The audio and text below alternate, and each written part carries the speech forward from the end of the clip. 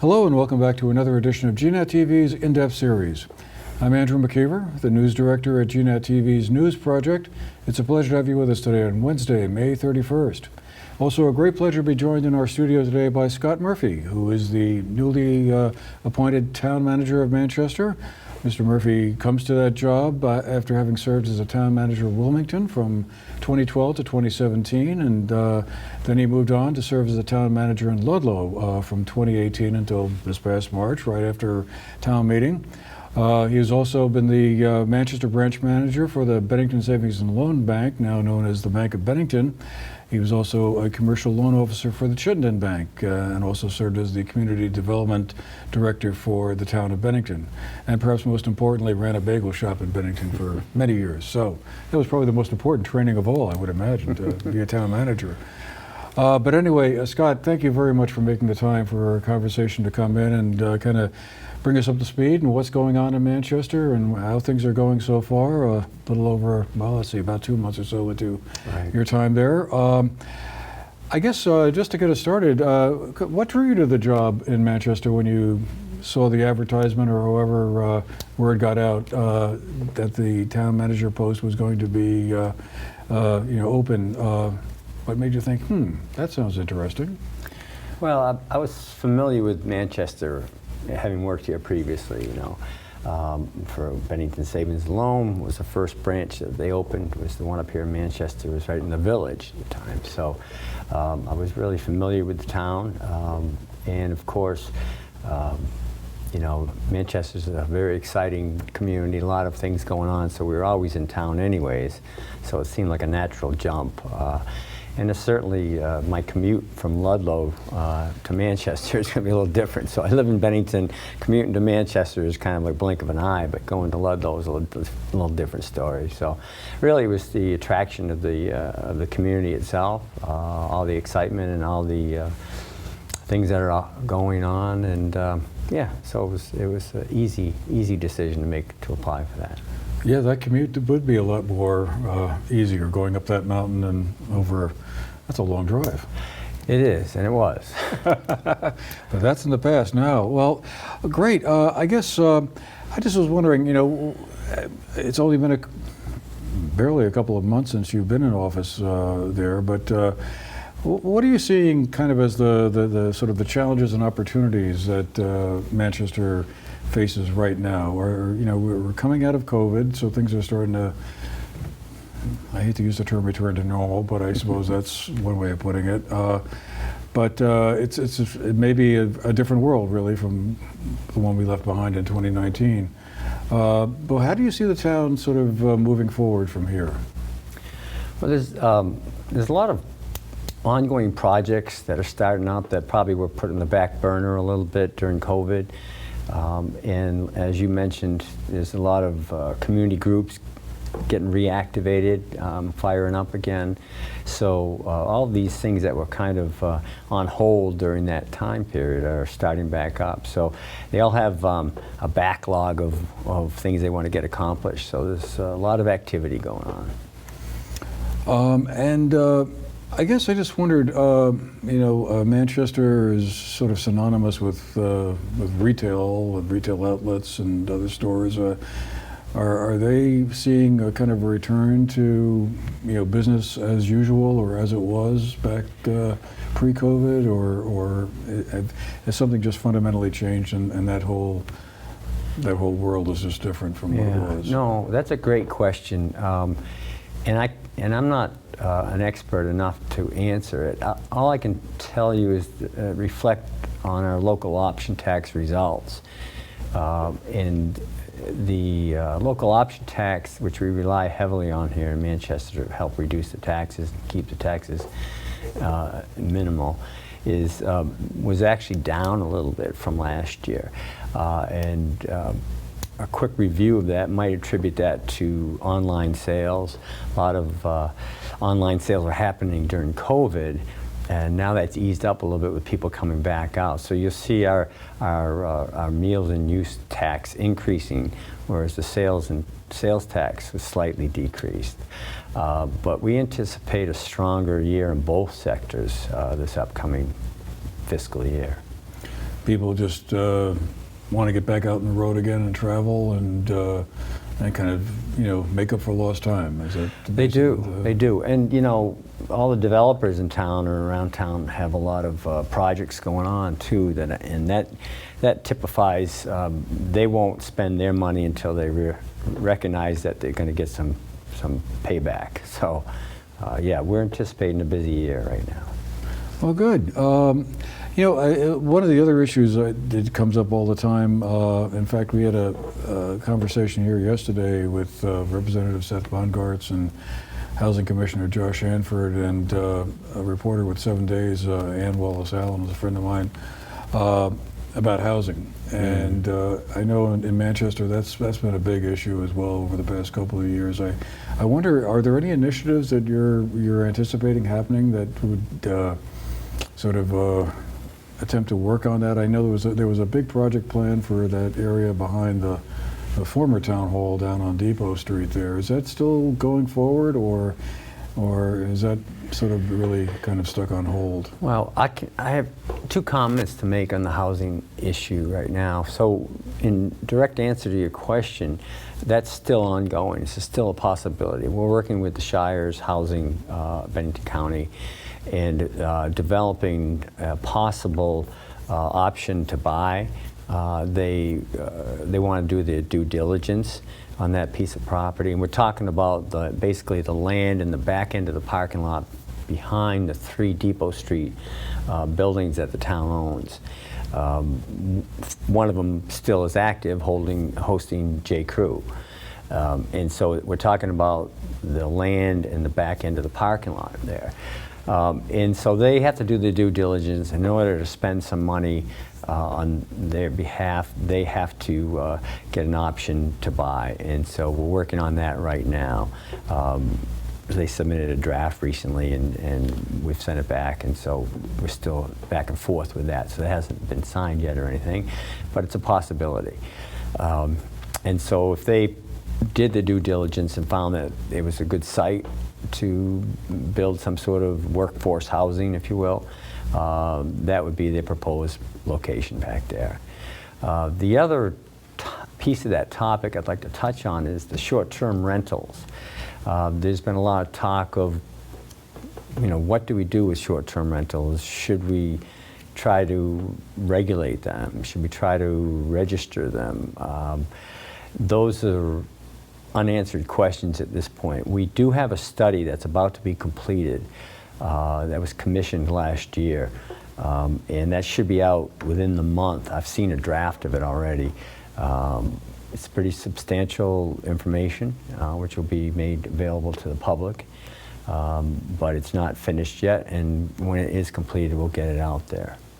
Because I was wondering, one of the things we talked about yesterday with Representative Bongartz, who of course was one of the main writers or developers of the housing bill that the legislature did wind up passing, was this idea of encouraging development in downtowns, and that rather than having a housing development on the edges of a community, which could be interpreted as sprawl in some places, it was better to focus on downtowns or village centers. Do you see that as a likely scenario for Manchester to utilize, to be able to increase the amount of housing stock for folks who are, well, the classic example is usually policemen and teachers or whatever, the missing middle housing group. Is that a viable option, you think, for Manchester?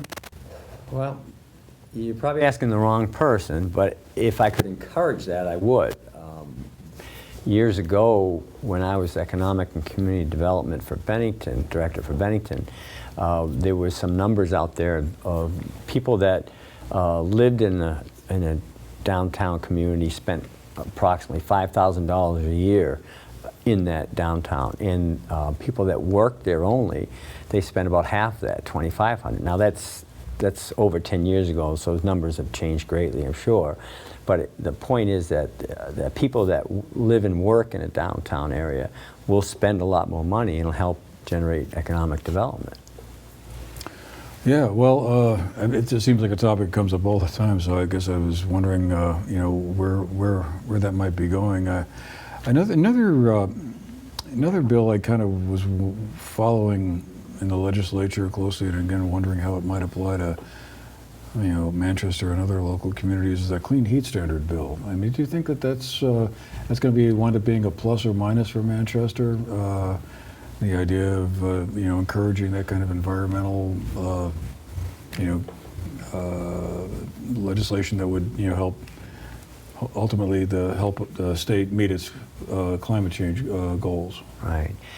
That's probably above my pay grade to answer that one, but I will say that you know, it's certainly a main topic of our Energy Committee. Our Energy Committee is a very active group, and they meet monthly, and they just finished the Energy Fair that we hosted, and they're just acquired a small grant to get information out about energy savings and other things like that. So I know they would be excited to hear about how that comes out, you know. One of the areas that I know the town has focused on a lot over the past decade or so was upgrading the recreation park, the Dana Thompson Rec Park, and bringing to soccer tournaments and other activities there. Is that something you see the town continuing to try and do? I know the skateboard park, I guess, is about to have a formal opening of some sort. Yeah, sure, I can talk about that if you want. Is that going to be a priority ongoing? Yeah, I mean, there's tons of events going on. Just this month alone, you know, there's all types of activities going on. But you touch base on the skate parks. I mean, just touch on that. So the skate park, we're actually open. We have a soft opening ongoing right now, but we're hoping to have a grand opening in June. Where did I put that? So I don't have a specific date. Right now it's tentatively scheduled for the 24th of June. Skate Park Committee is a wild group and very very energetic, put it that way. And they're very excited about the outcome of the skate park. So that's come a long way. So I'm very happy that it was finished in the proper manner. We had to install some safety features towards the end. It's actually poorly designed as far as one end of the skate park goes, because it's right adjacent to the baseball park there. And foul balls easily can enter into the skate park itself. And even though you're wearing a helmet, skate Not what you're expecting. Getting hit in a baseball in the face is not good. So anyways, we put some screening up there, and we put some other protective measures. So it's one of the most active skate parks I've ever seen, and it's a big asset to that rec park. So do you think that at this point all the development and upgrades or whatever is pretty much done there for the park, or is there still... I don't know the answer to that right now. I think it's too early to say on that. There's been talk of adding, let's see, a splash pad over by the pool area. Right now we're getting ready to open the pool. It's going to be June 19th is the opening. So if people are out there and want to anticipate coming to the pool and have fun. Summer camps will be starting right about that week also, June 21st. We've just finished hiring tons of lifeguards and camp counselors and desk staff. And it's not easy to get those people this year, these past few years. So we had to do a little outreach. We actually put some signboards out. We reached out to the schools and social media, and so we've gotten a good response. I think we're ready to go. So it should be an exciting summer for everybody at the pool and the rec area. Other things that are happening, upcoming events over there. We had the Vermont State Track Championships going on Thursday and Friday of this week, Division 3 and Division 4.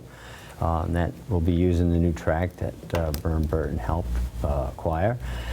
We have an Equinox lacrosse tournament coming up and a Green Mountain Soccer Challenge. I mean, and I referee soccer, and so I'll be helping out in that Green Mountain Soccer Challenge. They bring 90 teams and their parents to the town for that weekend, and they spend a lot of money.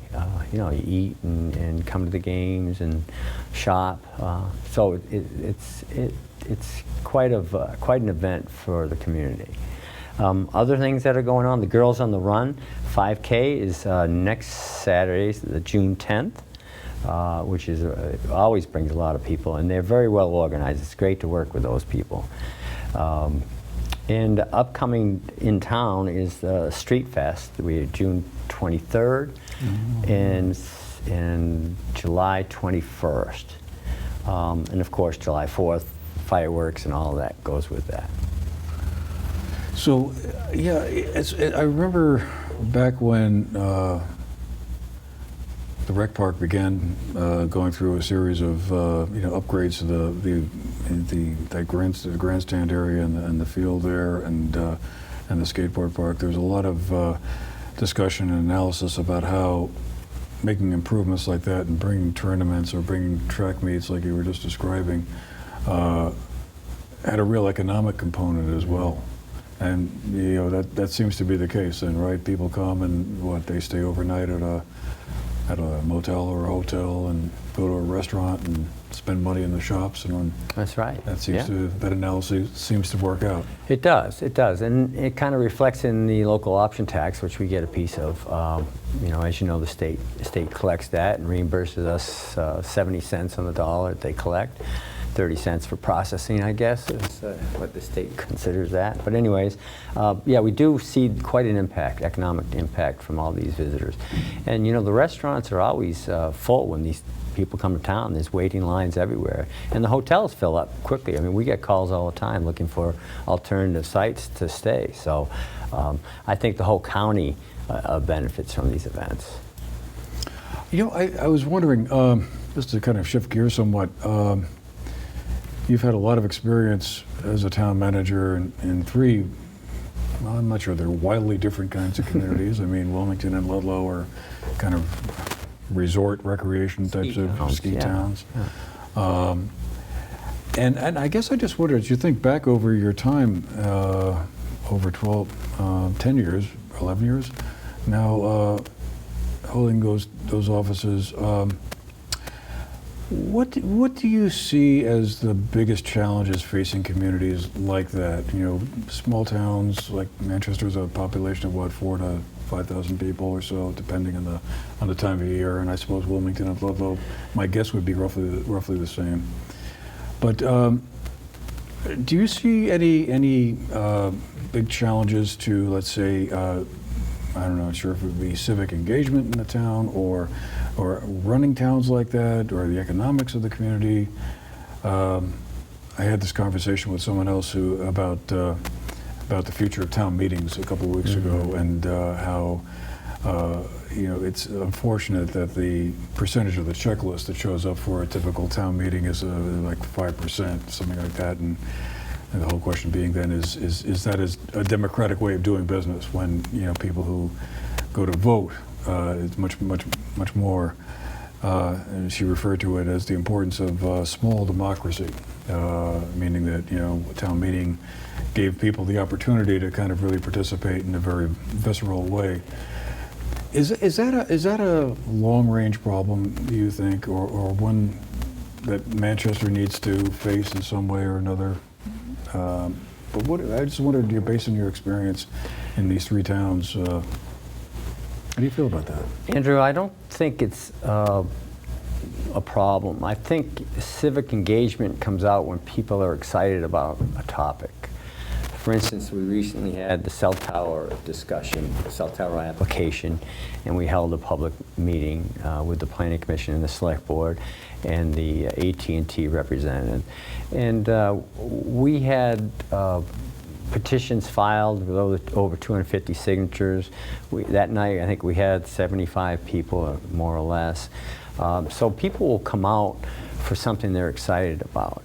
I think a bigger issue for towns and for local businesses is something along the lines of staffing. It's a tremendous problem right now that you've got less workers or less people willing to work, and yet more jobs are being created. So the competition is very active for decent workers.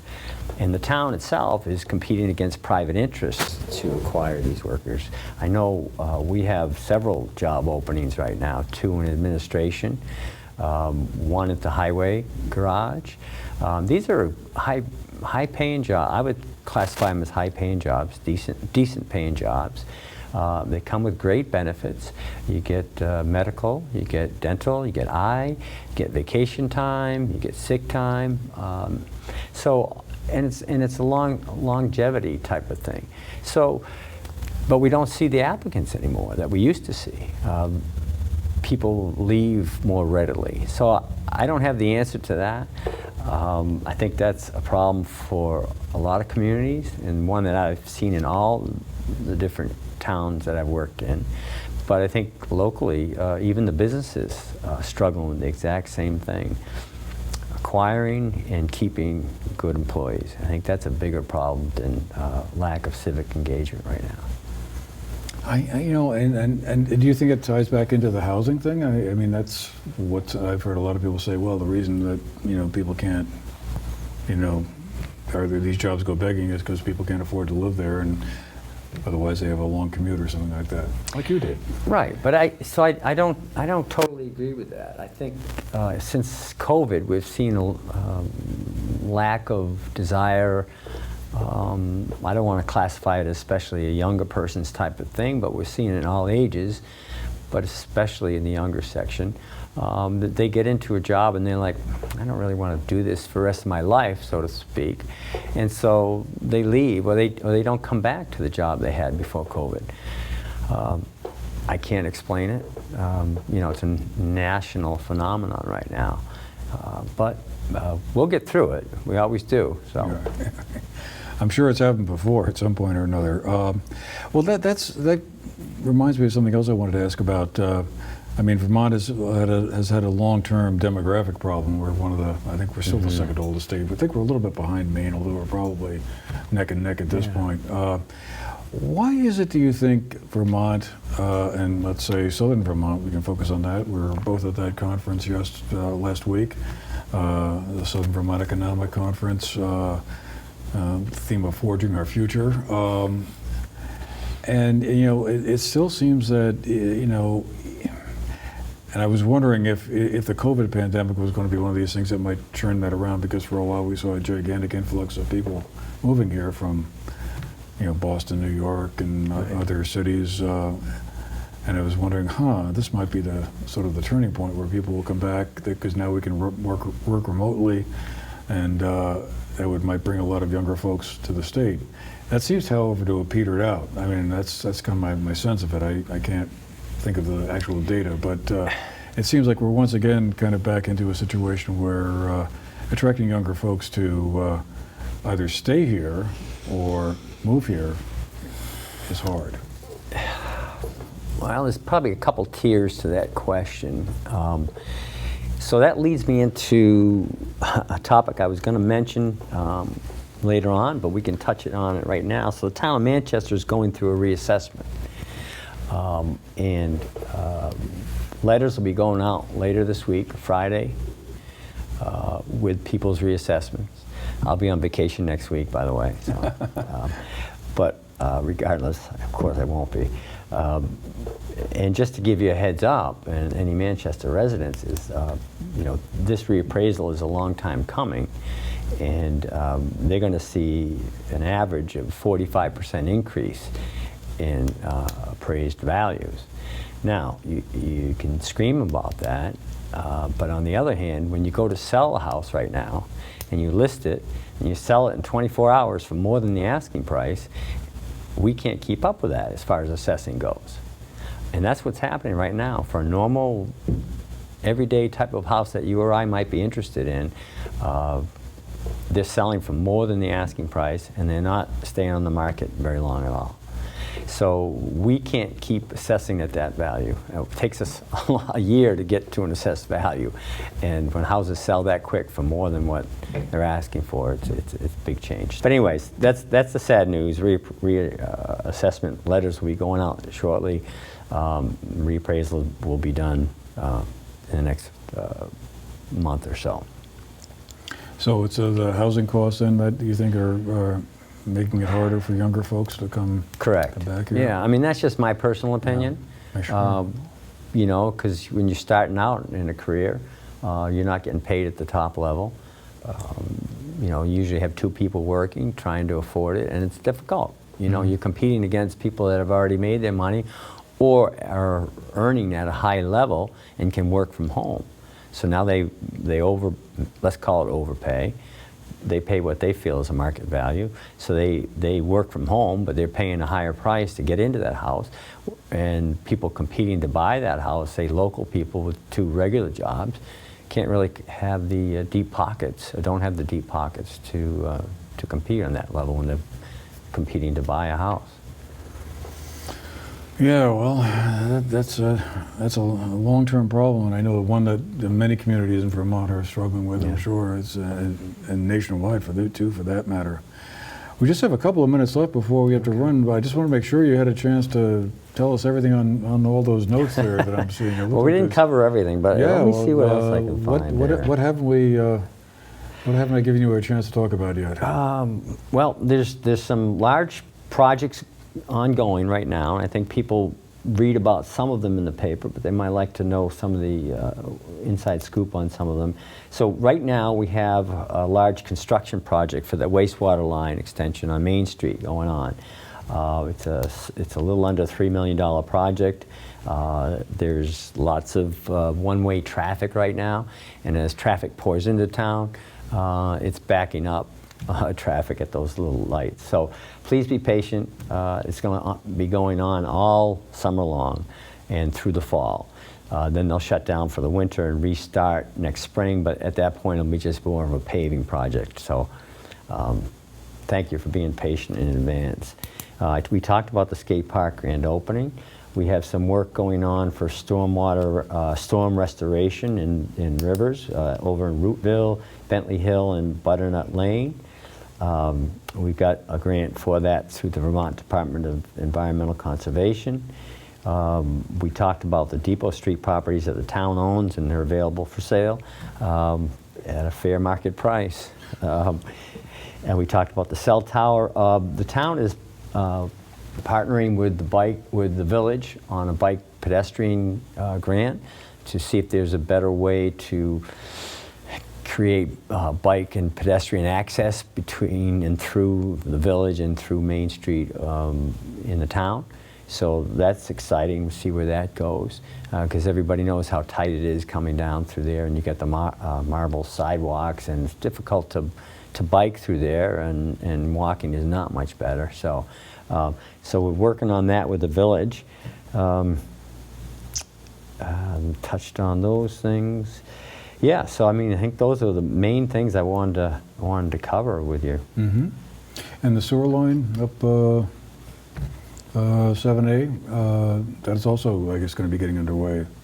Well, that's what I was touching base on. Okay. Yeah. Oh, So right. it's ongoing. Yeah, it's ongoing. Well, Scott, thank you very much for being with us today. Really appreciate you making the time for this conversation. And to all of our viewers, thank you for being with us. We'll see you again the next time.